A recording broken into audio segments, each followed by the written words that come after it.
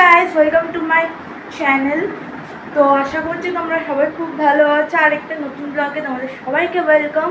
তো আমি অনেক দিন পরে আমি ব্লগ শ্যুট করছি। দেখলাই তো রিসেন্ট মানে কবে ব্লগ আমি কবে গিয়ে পোস্ট করলাম, আজকে গিয়ে আমি পোস্ট করলাম।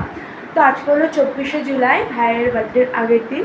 তো আমরা এখন যাব একটু বাজারে। এখন বাজে হলো কটা দেখিয়ে দিচ্ছি, 8টা 23।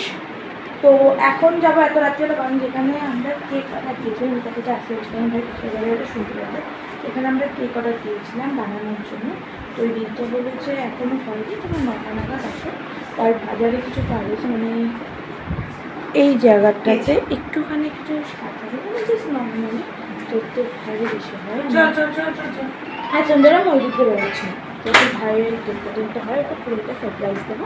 আর কালকে তো ভাই রেস্টুরেন্টে বলেছে বার্থডে সেলিব্রেট করবে। তো চলো, আরেকটা আমাদের আর দুটো ভাইকেই দেখো।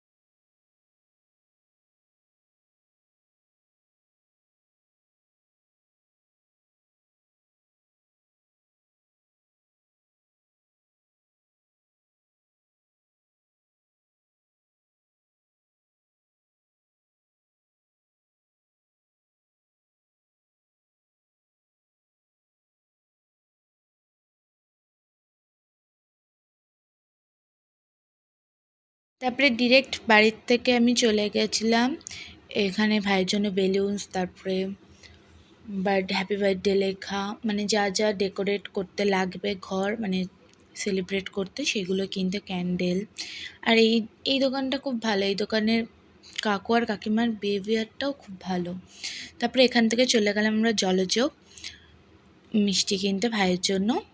8 রকম, ওর 8 বছরে পড়েছে, তো ওর 8 রকম মিষ্টি লাগবে। আর আমারও এখানে কী হয়েছিল, ওই যেখানে ওই ডেকোরেশনের জিনিসগুলো কিনতে যাচ্ছিলাম, ওখান থেকে আমার হাত থেকে ফোনটা পড়ে ফোনের স্ক্রিনটা পুরো ভেঙে গেছিলো। সেখানে আরেকবার পড়লে স্ক্রিনটা দেখা যেত না। তো আমি স্ক্রিন গার্ডটা চেঞ্জ করে নিয়েছি, তারপরে কেক নিয়েছি। ওই কেকের আর ভিডিও করে নিই, কারণ আমার কেক নিলে না আতঙ্ক থাকে যে হাত থেকে পড়ে যাবে। তারপর আমি চলে এসেছিলাম বাড়িতে। আর এরা পায়েস করছিল, আমার দিদার হাতের পায়েস মোস্ট ফেভারেট, মানে আমার বদ্দিয়ার মতন পায়েস কেউ বানাতে পারে না। ওইখানে ওরা পায়েস টায়েস বানাচ্ছিল। আর এখানে রাত তখন মানে 11:30 বাজে, আমরা সব বেলুন ফেলুন দিয়ে কমপ্লিট করে নিলাম। বড় মামা এসে ওইগুলো এখন সাজাবে। আর দেখতে দেখতে 12টাও বেজে গেল। বার্থডে বয়ও চলে এসেছিলো। ওই এন্ট্রিটা আমি ভিডিও করতে পারিনি, কারণ আমি ফার্স্ট উইশ করার জন্য টাইম দেখছিলাম। তো মা ওকে সাজিয়ে দিচ্ছিলো, জাস্ট এইগুলো পরে হ্যাপি বার্থডে লেখা, এইগুলোকে কি বলেন আমি ঠিক জানি না। তারপরে ক্যাপ, ও বিশাল খুশি হয়েছিল, মানে বলার বাইরে। ও না বহুত চালাক, বড্ড চালাক। ও বুঝতেই পেরে গেছিলো আমরা কিছু করছি, বারবার এসে এসে দেখছিলো। ওকে আমরা আমাদের ছদ্দিয়ার ঘরে রেখে এসেছিলাম।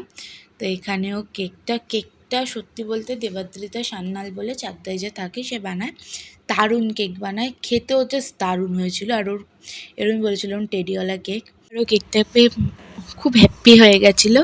আর তোমরা ওকে আশীর্বাদ করো যেন খুব ভালো থাকে, সুস্থ থাকে।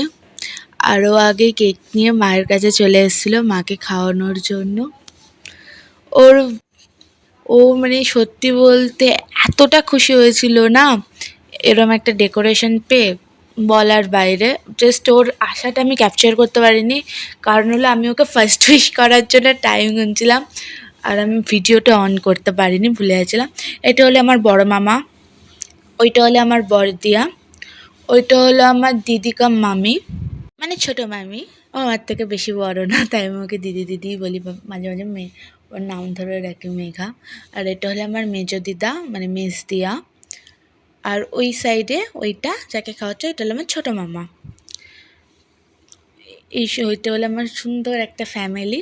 আর এটা ওকে দিয়েছে এই গিফটটা মামি, মানে ছোটো মাম্মি, যাকে বললাম দিদি, ওকে দিদি বললেই ভালো, মানে মামিটার মুখ দিয়ে বেরোয় না। এই গিফটটা সত্যি বলতে দারুণ বানিয়েছিল, হাতের কাজটাও দারুণ। হ্যাপি বার্থডে গোলু দ্য ডন, ওকে ওর ডনই বলে। আর এখানে ওর নাম হলো মৌলিন্দু, ঠিক আছে। এমটা পালস দিয়ে লিখে তারপরে নিচে ওই লেটারগুলো দিয়ে লিখেছিল। এর ভিডিওটা এইটুকুনি, দেখা হচ্ছে নেক্সট ব্লগে, বাই।